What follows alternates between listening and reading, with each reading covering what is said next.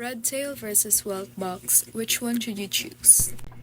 If you're a financial advisor choosing between Redtail and Wealthbox, then here's a quick breakdown. Redtail is known for its powerful customizable features and deep integration with financial planning tools. It's perfect if you need a complex workflows and lots of automation options. However, its interface can feel a bit dated and has a steeper learning curve. On the other side, we have Wealthbox.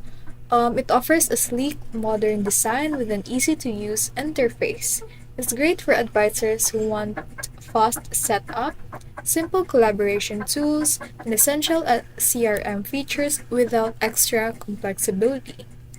In short, is that choose a Redtail if you want a feature-rich CRM for bigger teams or complex needs, and pick Wealthbox if you prefer simplicity, speed, and a fresh user experience.